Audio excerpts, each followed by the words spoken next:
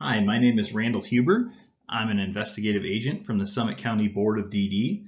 And over the next several minutes, we're going to be going over a brief overview of the MUI rule and how to report MUIs in Summit County.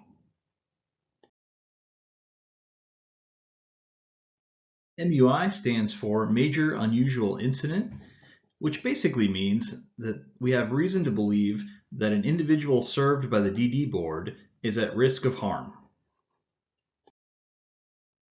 MUI stands for Major Unusual Incident, which basically means we have reason to believe that an individual served by the DD board is at some kind of risk of harm. As we'll see later, any incident that falls into a category described in the MUI rule needs to be reported to the county board in a timely manner.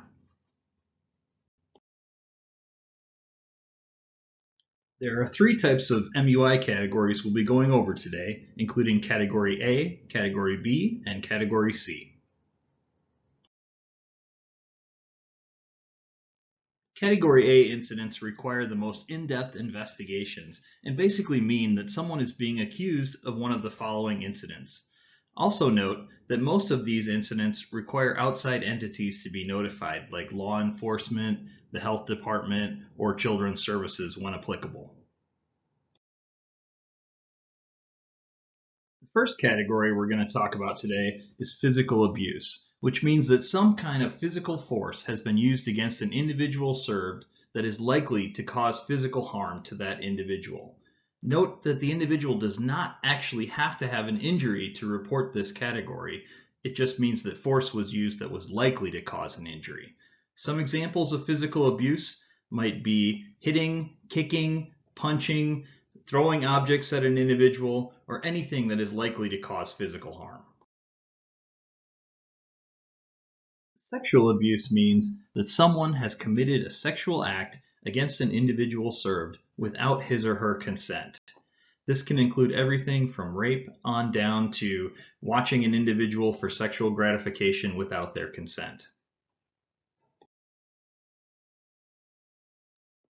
Verbal abuse means communicating something to an individual served to threaten, coerce, intimidate, harass, or humiliate that individual. This can be done through spoken words, text messages, emails, or any means of communication.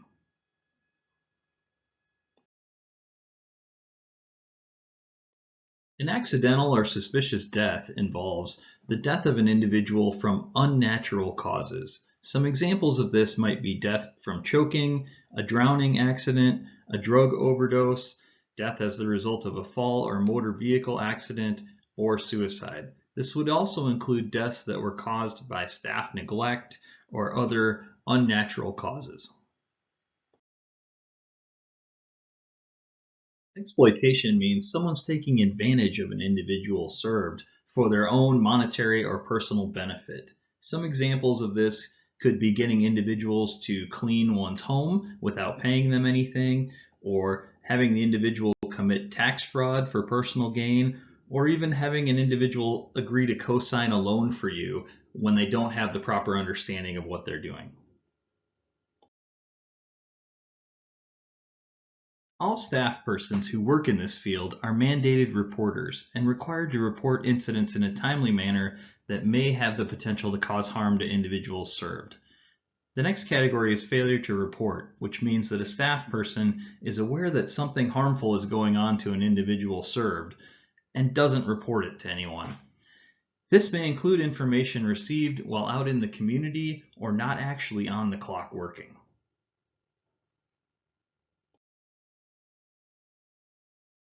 A couple examples of failure to report MUIs include a staff person witnessing someone do something abusive towards an individual served and then not telling anyone, or having an individual come to you and report to you that someone is threatening to beat them up and likewise not telling anyone.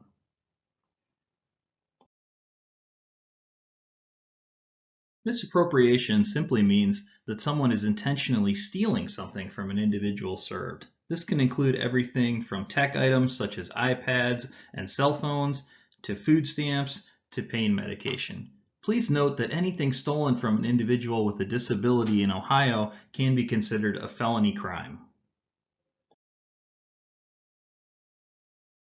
A neglect MUI occurs when a staff person or family member knows they are supposed to do something to care for an individual served and fails to do it, placing that individual at risk of serious injury. Serious injury means that that person is likely to require treatment by a medical professional such as a physician, physician's assistant, or nurse practitioner. The first and most common type of neglect we see is neglect of supervision. This is when a staff person fails to follow the supervision guidelines listed in an individual's individual service plan. An example of this might be a staff person leaving an individual alone in the house when that person has a history of frequent seizures that could require intervention by staff. The second type of neglect we see is neglect of treatment, which typically involves a failure to follow some kind of medical guidelines for an individual served. Examples of this might be not filling an individual's medications in a timely manner, failing to turn a person in a bed causing skin breakdown, or not following an individual's diet plan and thereby placing them at risk of choking.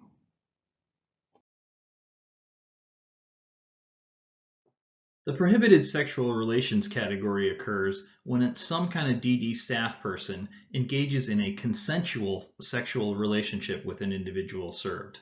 Please note that although the individual has consented to this, the staff is still not allowed to do so per MUI guidelines, and you may be placed on the abuser registry, meaning you're no longer able to work in the field as a result. A rights code violation MUI occurs when a staff person violates the rights of an individual served, thereby causing a likely risk of harm to that individual. An example of this might be a staff person taking an individual's cell phone away from them and the individual resulting in kicking the wall or hitting themselves or doing something to cause likely harm. The good news is we've completed all the types of incidents that make up Category A, and we're now going to move on to Category B MUIs. The first type of Category B incident we'll talk about is attempted suicide, which involves an individual making a physical attempt at suicide, which results in them receiving some kind of treatment at the hospital. Obviously, anytime an individual makes a statement of wanting to harm themselves, the team needs to take that seriously.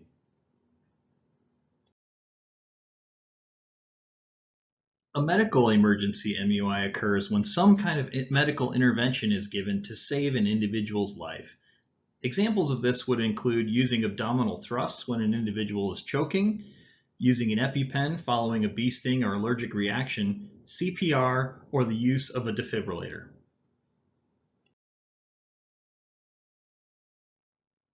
A missing individual incident occurs when we do not know where an individual served is, thereby placing that person at imminent risk of harm to themselves or others.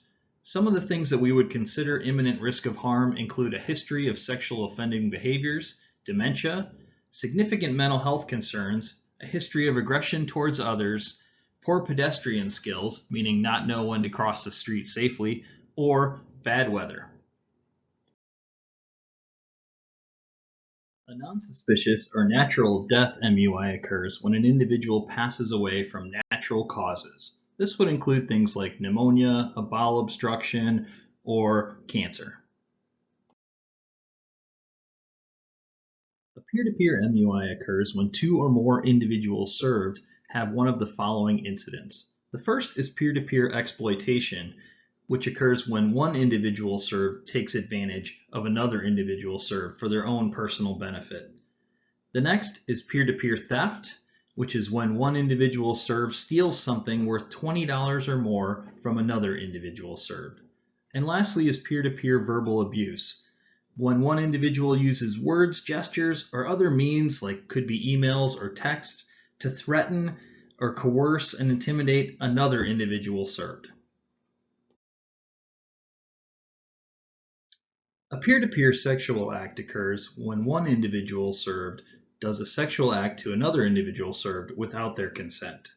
Likewise, a peer-to-peer physical act occurs when there's a physical altercation between two or more individuals that results in one of the individuals requiring treatment by a medical professional or involves strangulation, a bloody nose, bloody lip, black eye, concussion, or any kind of bite which breaks the skin. A significant injury MUI occurs when any of the following conditions happen to one of our individuals served. This includes a concussion, broken bones, dislocation, second or third degree burns, which basically means any kind of blistering on the skin, an immobilization or casting of a joint, which would include air casts that are given for an ankle sprain, and 5 or more stitches. The last group of incidents we're going to talk about today are Category C MUIs. We're on the home stretch now. A law enforcement MUI occurs anytime an individual served is arrested, charged, or incarcerated by a police officer. This category also includes an individual being tased by an officer. An unanticipated hospitalization MUI occurs anytime an individual is admitted to the hospital when it's not a pre-planned stay. This also includes anytime an individual remains at the hospital for observation for more than 24 hours. An unapproved behavioral support MUI occurs anytime a staff person does something restrictive to an individual served that is not approved in their ISP or has not been approved by the Human Rights Committee. This would include things like physical restraints, chemical restraints, or giving an individual medication to alter behavior, mechanical restraints, such as a special harness that could be used on a van to keep an individual in their seat, or the use of a timeout. Please read through the following examples of specific unapproved behavioral supports. Congratulations, you've made it through all the MUI categories. Now we need to talk a little bit about the reporting process. 5 of the categories only need to be reported to the MUI unit when a certified staff person is present in some way for the incident. These include medical incidents such as a medical emergency, unanticipated hospitalization, and significant injury. They also include rights code violations and unapproved behavioral supports. All other categories have to be reported to the MUI unit regardless of whether or not a staff person is present or not. Most Category A incidents need to be reported to the MUI unit at Summit DD within 4 hours of discovery. This includes accidental suspicious deaths, any kind of abuse, neglect, misappropriation, exploitation, peer-to-peer acts, and prohibited sexual relations. Also, please notify us within 4 hours whenever there's media inquiry about an incident. The numbers below are where you need to report these incidents during both the day and after hours. Any incident that meets the criteria for an MUI category needs to have a written report completed and submitted to the MUI unit by 3 p.m. the next business day. This means if the incident happens on a Friday and you discover it that day, you need to report it to the MUI unit on Monday by 3 p.m. One of the most important parts of the MUI process is making sure that immediate actions are taken whenever an incident is discovered to make sure the individual is safe. This could include things like assessing individuals for injuries, applying first aid, calling 911 when appropriate, separating individuals who are fighting, removing a person accused of abusing individuals from the work schedule, notifying police or children's services when appropriate, or any other actions you can think of to make sure that individual is safe. Thanks for completing an overview of the MUI rule and how to report MUIs in Summit County. If you have any questions, don't hesitate to talk to your supervisor about any incidents you see or contact us at the following numbers.